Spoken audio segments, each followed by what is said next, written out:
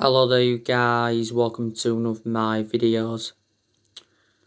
Marcus Rashford sustained a knee injury in our 3-2 win against Liverpool in the FA Cup 4th round. Solskjaer has provided us with an update on it, and he says he will be having a scan on his knee. So hopefully the injury is not too severe. Marcus Rashford played very well against Liverpool. He was causing all sorts of problems on that left-hand side. He obviously got his name on the score sheet, and he also got an assist. It was a lovely threaded ball through to Mason Greenwood. Rashford has really improved under the Ole Gunnar Solskjaer era. He has been part of the club for several years. He's been a United player since the age of 7, and he's been in our senior squad since 2016, and since then he has become an integral part of our team. Rashford can play out wide and you can play him centrally, but I prefer him out wide because that's where he's more effective. Sustained a few injuries though, Rashford at Man United, hasn't he? Don't forget last season he was out with a back injury. And that's the main explanation why we recommended Odi and Igalo in on loan to get a cover up. So that's the news on him. Now, Ole Gunnar Solskjaer has promised Donny van de Beek more game time at Manchester United. Solskjaer made an admission prior to the game against Liverpool in the Cup, and he said that Donny van de Beek is unhappy at Manchester United because of his lack of game time. ESPN recently said, "We rejected several loan offers for Donny van de Beek. We won't let him leave in this January transfer window." Donny van de Beek did play against Liverpool. It was good to see him involved.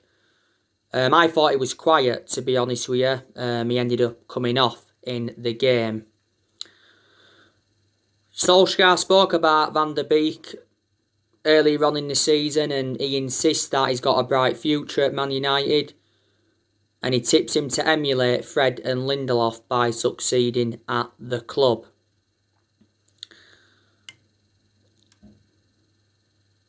Donny van de Beek seldom starts in the Premier League. He's only started 2 games in the league at the moment, and that was West Ham and Southampton. Most of his appearances have come from the bench.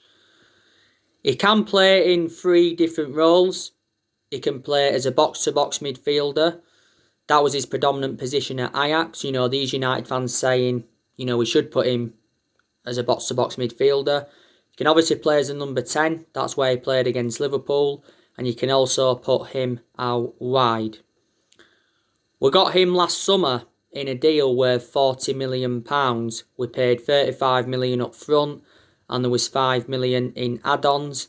Van de Beek is under contract with Man United until 2025.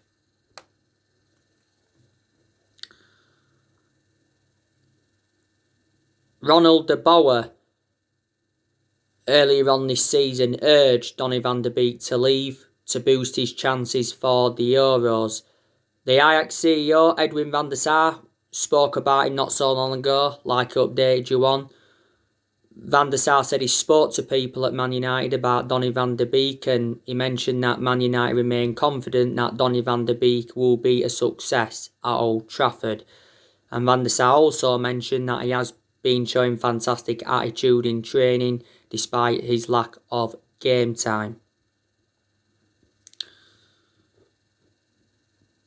So that's a bit more news on him. But Solskjaer, not so long ago, had a meeting with Donny van de Beek. I think it was actually prior to the game against Fulham.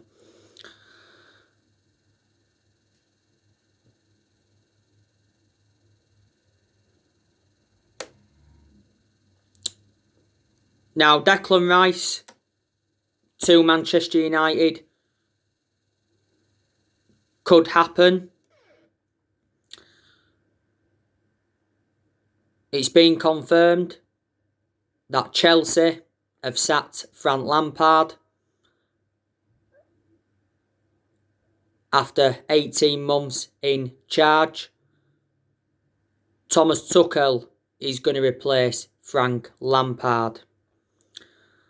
So this is good news for us that actually Chelsea have sacked Frank Lampard, because it gives us a greater opportunity in the transfer market. And don't forget, Frank Lampard wanted Declan Rice.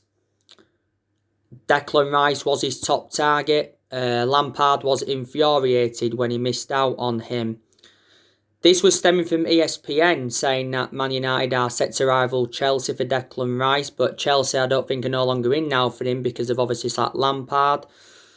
It mentions that Liverpool have been interested in him. Now, recent narratives said that West Ham are considering lowering their asking price for Declan Rice to £50 million. But West Ham actually value him at around £80 million. I like Declan Rice a lot. You know, he's only young, got a lot of development in him. He's well proven in the Premier League. He breaks up the play well. He's predominantly a holding midfielder, but he can also be deployed as a centre-half. He has got a contract with West Ham until 2024. There's an option to extend his contract for a further 12 months. Before he was at West Ham, he was at Chelsea. He was in their youth setup for several years.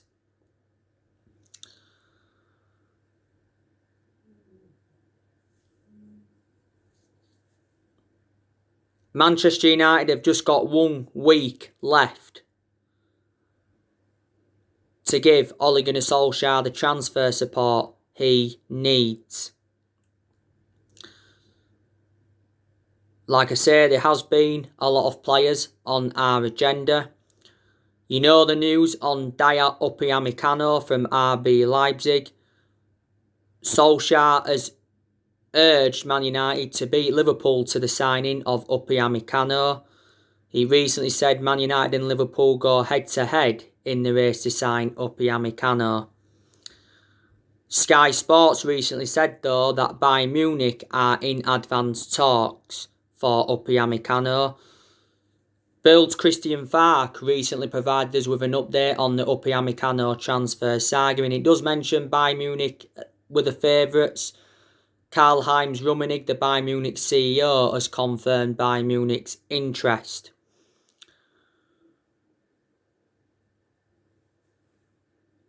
It cost around £55 million if was to get him in this window. He's obviously available for around £38 million at the end of the season, because that's when his release clause does become active. Upamecano signed a new contract with Leipzig last year until 2023, and that's obviously when the release clause came into the equation. He's been at RB Leipzig now for quite a few years. Leipzig paid €10 million for him from Red Bull Salzburg. But he would go very, very well alongside Harry Maguire in our back line. You know, Liverpool also want him. Obviously, they want him to go alongside Virgil van Dijk in their back line. But another reason they want him is because obviously Liverpool have got Virgil van Dijk out for the season and Joe Gomez out for the season. And that's their 2 main centre-halves. You know the news on Kalidou Koulibaly. Reportedly, Ole Gunnar Solskjaer wants to sign Kalidou Koulibaly, and Sky Sports recently said that Kalidou Koulibaly is keen on a move to Man United. Koulibaly's been on Solskjaer's agenda for quite some time. According to Marca, Solskjaer identified him as his top defensive target, a while ago. Napoli's owner recently slapped a £100 million price tag on him, but he insists he won't leave in this January transfer window. That'd be fantastic, you know, Koulibaly alongside Harry Maguire. They complement each other really, really well. You know, he's been at Napoli for several years. He's got a contract with Napoli till 2023. Napoli paid 6.5 million for him from Genk back in 2014. City and Liverpool have also been interested. But yeah, Kalidou Koulibaly is regarded as one of the best defenders in the world. You know the news on Christian Eriksen. I gave you the news on him a few days ago. Earlier on in this window, Solskjaer gave us an update on our January transfer plans. And he did mention that January signings are unlikely. But he made an admission saying that there could be more departures in this window. So in this window, we're focusing more on the outgoings rather than the incomings. There is still deadwood at the football club we need to get rid of now. As you all know, Solskjaer's confirmed that Sergio Romero and Marcus Rojo are free to leave. He confirmed that the other week. And he mentioned that their contracts won't be extended. Sergio Romero has been at Man United now over 5 years. He's always been our backup goalkeeper, but he's obviously now our third choice goalkeeper. Got him on a free from San Pandora back in 2015. And Marcus Rojo, he's never really established himself as a first team regular. We got Rojo back in 2014 from Sporting Lisbon. You know, sustained a few injuries at Man United, and last season he was out on loan with Estudiantes. I think another player Man United have got to offload, and that's Phil Jones. You know, this is Phil Jones' 10th season at Man United, so he has been a long servant. He's been with us since the Sir Alex Ferguson era. Now, you know the news already on Jesse Lingard. ESPN have said that Man United have agreed to let him go out on loan. But ESPN also mentioned that we won't let him leave Manchester.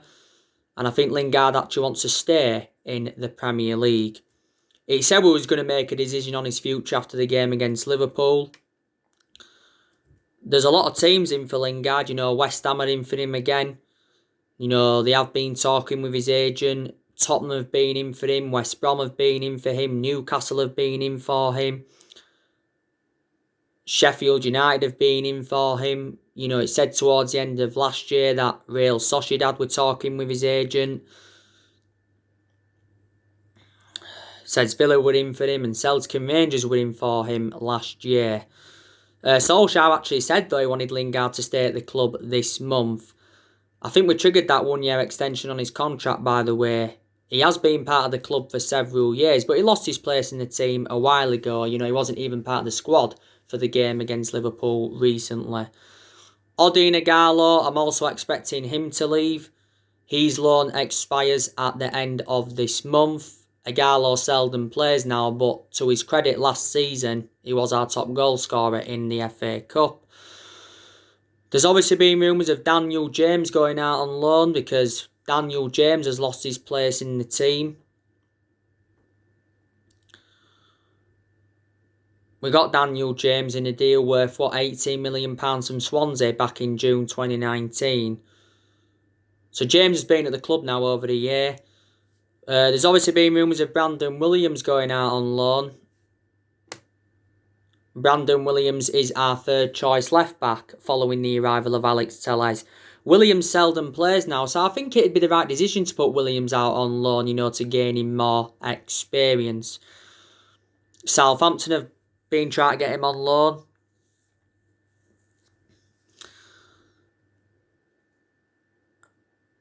I think a few other teams have been in for him as well. Last season, though, he played quite a lot of games, but the main explanation he played a lot last season is because Luke Shaw had a couple of periods out with injury. He signed a 4-year contract with Man United before the start of this season, and at the start of this season, we give him that number 33 shirt.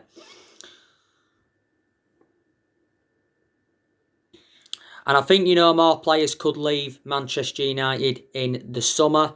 You already know the news on Juan Mata. Solskjaer recently made an admission saying that Juan Mata's future is uncertain, but it did mention that Juan Mata is closing in on the Man United exit, reflects on Solskjaer's recent admission. You know, Mata's had a good career at Man United. He's been at the club now over 6 years. He's made over 200 appearances in all competitions and he's scored 50 goals. We got him in a deal worth £40 million from Chelsea back in 2014. And earlier on this season, he rejected an £18 million a year contract offer to play in Saudi Arabia. But in the games he has played in this season, he has done quite well. But my element of concern about him now is lost that yard of pace, doesn't play that much, and he's 33, 34 years of age. This January transfer window is Ole Gunnar Solskjaer's 5th transfer window at the football club. And as you all know, Ed Woodward has promised that he will back Ole Gunnar Solskjaer. You know, he did say towards the end of last year he will back Solskjaer with a long-term plan centred around summer transfer windows.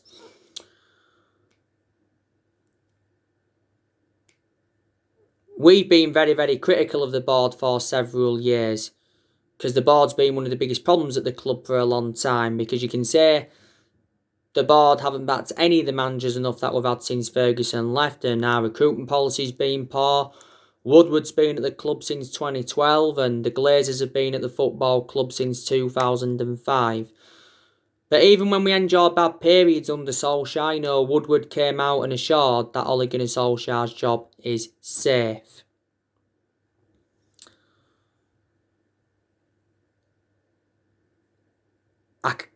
I can assure that Ole Gunnar Solskjaer is bringing the old Man United back, reflecting on the progress he's making, like I mentioned this morning. You know, we've come from behind in a lot of games this season, and we used to come from behind a lot under the Sir Alex Ferguson era. And we are getting glimpses of the Sir Alex Ferguson era. You know, like I've said to you, no one's going to replicate Ferguson's legacy at the club. You know, Ferguson endured 27 years at Man United, won a total of 38 major honours. But Ferguson didn't settle in straight away because he didn't win out in his first 4 years at the football club. But it's good. It's just good now that we are being very, very consistent. You know, we're sitting top of the Premier League. No one thought we'd have been in this position with how poor we was earlier on in the season. We can win the Premier League this season, and it would be a remarkable achievement if we did. You know, in recent weeks, Ole Gunnar Solskjaer has been playing mind games, you know, because he said prior to the game against Burnley that we must stay humble and not think we've cracked it if we go top. And he said after our 1-0 win against Wolves earlier on in the season that, you know, we're not in the title races yet, but if we are still challenging in March, he'll start to believe that we are in the title race. But yeah, if we do win the Premier League, it will be our first Premier League title since 2013, and it will be our 21st overall.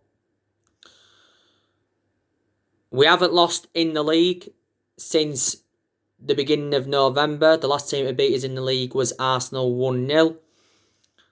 So we are unbeaten in our last 13 Premier League games. We've been very, very good away from home. We haven't lost away from home in the league for over a year now. We are unbeaten in our last 17 Premier League away games. Obviously, when we beat Fulham, we equalled the record from the 98-99 season. If we do beat Arsenal at the end of this month, we would have broken that record.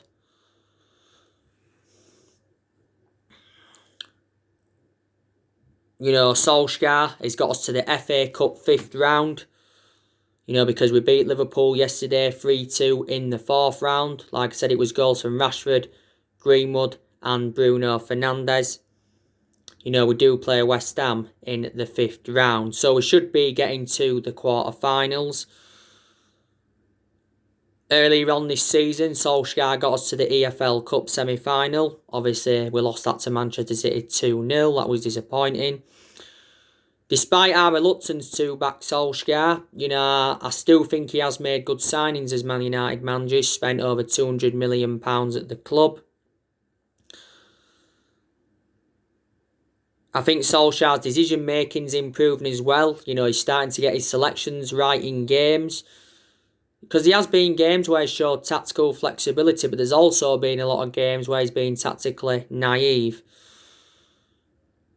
I've already gone through with you what Man United need to do to secure the Premier League title, and that's good performances have obviously got to persist. Performances are really improving. Obviously, we've got to keep Paul Pogba in form, because Paul Pogba's done very, very well since he come back from that ankle injury he had earlier on in the season. Cavani has made a fantastic impact since we got him in. Eric Bay, he started playing well since he started playing again, and I certainly prefer him to Lindelof. Luke Shaw's in scintillating form. He's getting forward well, and defensively he's doing good, and he's getting in good positions, and he's putting good crosses into the box. Bruno Fernandes, he certainly made the difference in this team. I think we've got to make at least one more signing, or a couple of more signings. Obviously, we've got to start beating more of the big teams. Now, we did beat Liverpool yesterday, which is a start. Because, to be honest, we haven't been that great against the top six sides this season, have we? We haven't beat Tottenham. We haven't beat Leicester. Didn't beat Liverpool in the league. Didn't beat Chelsea. Didn't beat Arsenal at Old Trafford. But yeah, like I say, we've got to go to the Emirates. We've got to go to Stamford Bridge. We've got to play Leicester at home. We've got to play Liverpool at home in the league. We've got to go away to Man City in the league. Still got to play Everton. Everton's coming up soon, actually. But we are looking to make around 4 signings this year to complete our squad overhaul. But yeah, there's 3 trophies we can pursue. We can win the Premier League, we can win the FA Cup, and we can also win the Europa League. I think we're going to win at least 1 trophy this season. Ole Gunnar Solskjaer knows how important it is to get his first trophy on the board as Man United manager. We haven't won a trophy for just over 4 years. Ole Gunnar Solskjaer has received a lot of criticism at Man United, especially earlier on in the season, reflecting how inconsistent we was.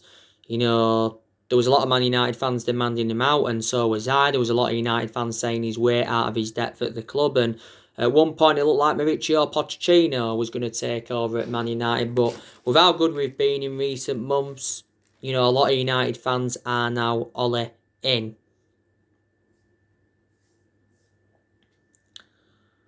And I think we deserve credit for sticking with Solskjaer, because he could have easily have been sacked. I think with him being a club legend, that saved him from getting the sack.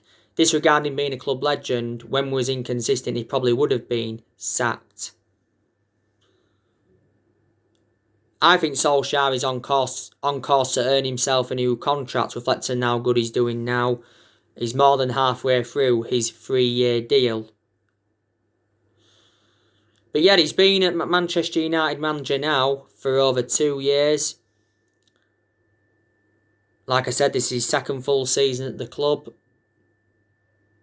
We appointed Solskjaer in December 2018, and he's been permanent Man United manager since March 2019. We give him the job permanently, reflects on what he did in that 3-month period when he was the interim manager. But yeah, reflecting how long he's been here, I think he's gained some managerial experience. Man United is the 3rd club in his managerial career. Before he was with us, he was at Molde. Won a few Norwegian titles at Molde, and before he was at Molde, he was at Cardiff, and his record at Cardiff was absolutely disastrous.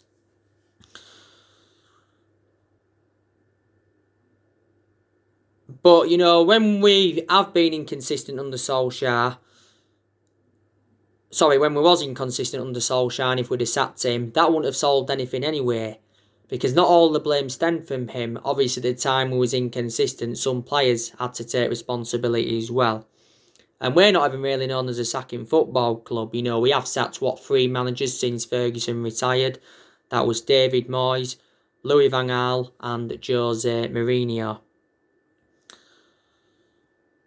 Not only that, we spent over £1 billion on players since Ferguson left, and we've brought around 36, 37 players in.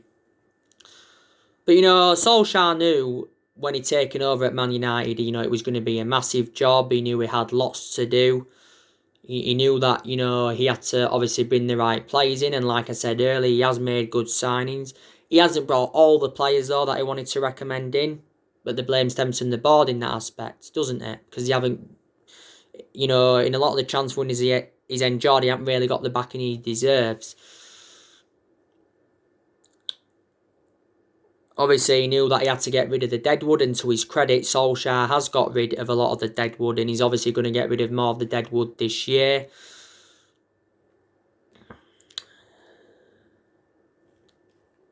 Don't forget, Solskjaer's inheriting players from other managerial eras. The vast majority of this team is Jose Mourinho's. There's only a few players here now from Louis van Gaal era. There's only 1 player here from the Moyes era, and there's only 2 players here from the Sir Alex Ferguson era. But I think, we've got a lot of good players in our team. You've got Marcus Rashford. That's very, very good. You've got Greenwood. That's good. He did well against Liverpool in the Cup. Like I said, got his name on the score sheet. Got an assist.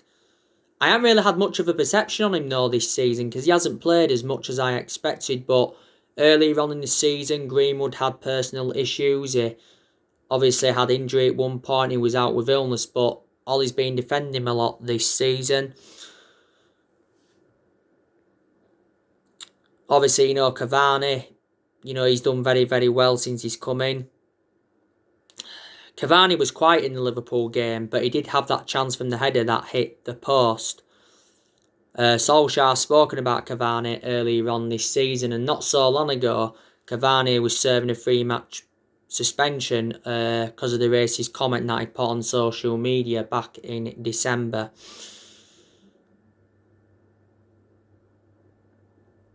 Bruno Fernandes, he's an exceptional player.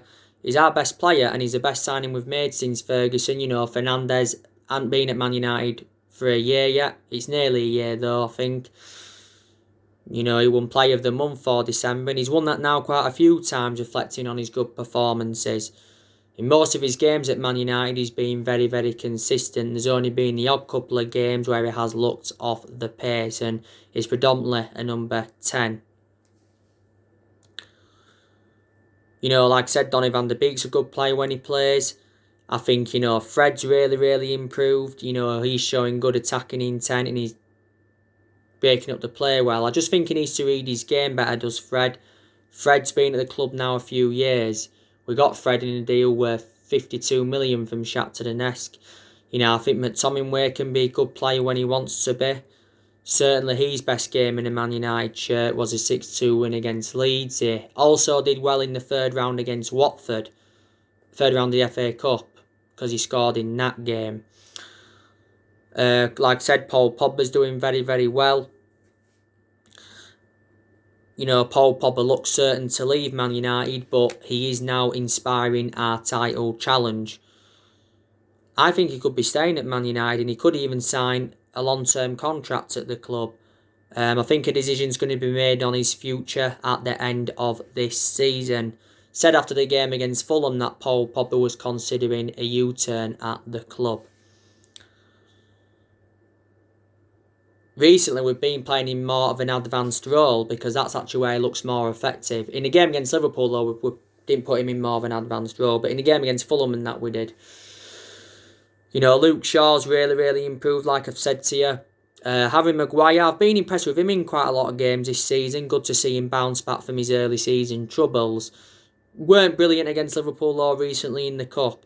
But despite him being good in games this season, Maguire wasn't still worth the £80 million that we got him for. Like I said, Eric Bay's done very well since he started playing again. My element of concern about him is injury prone. And Wan-Bissaka's a good player, you know, defensively superb. Just my element of concern about him is his lack of attacking intent and his distribution. And, you know, you've got De Gea, that's getting back to his best now. You know, this is David De Gea's 10th season at Man United, so he has been a long servant. You know, De Gea is going to remain our number one for at least this season. And I've been very, very impressed with Dean Henderson, you know, when he's played this season. And I think at some point he will become our number one. So anyway, guys, it's everything to update with today. On my next video, I'll be giving my preview for the Man United-Sheffield United game. So take care, God bless, see you all again very, very soon.